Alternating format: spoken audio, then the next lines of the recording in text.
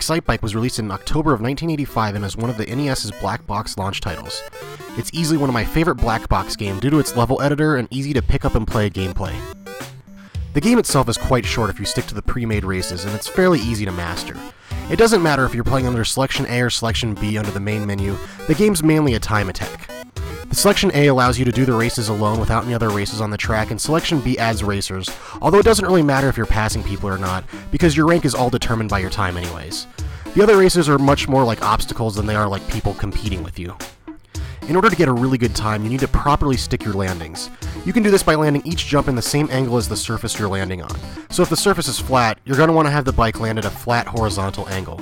The other element that will help you get a good time is carefully planning out using the B button. The A button makes you go to normal pace, but the B button makes your bike go into overdrive. This makes you go much faster, however it makes your bike heat up.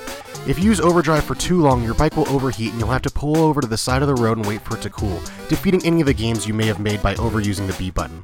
There are also little arrows on the tracks that will lower your engine's temperature, allowing you to use the B button more.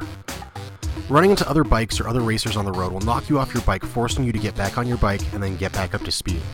The only way to knock another racer off their bike is by having them rear-end you. You can force this to happen by hitting your back wheel to their front wheel when you change lanes.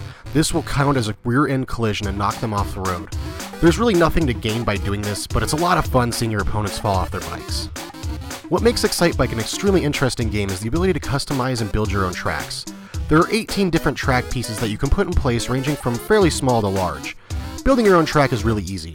You just hit A to go forward and B to place the track pieces. It's really fun to build tracks for pure speed or just to make one as difficult as you possibly can.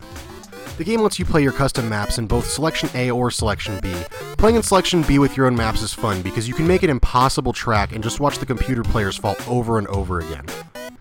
There have been quite a few sequels and spiritual sequels released in the Excite series, including ExciteBike 64, Excite Truck, as well as the Satellaview only title, ExciteBike Bun Bun Mario Battle Stadium, which is pretty much a 16-bit version of ExciteBike that uses Mario characters and it was only seen in Japan. ExciteBike is currently going for about $6.50 on PriceCharting.com, and the price has actually over doubled in 2013, going from a little under $3 to $6.50. According to RarityGuide.com, ExciteBike is one of the most common titles on the NES, rated at 13% rarity, with 12% being the most common, putting it at the 12th most common game on the NES. Because of the commonness and the highly inflated price, I wouldn't recommend buying it right now, unless you can get it for $2 or $3.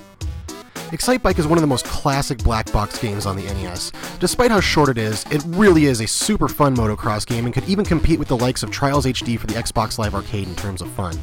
The game's price is super inflated, but if you can find a good deal and don't already have it, I would highly recommend picking it up.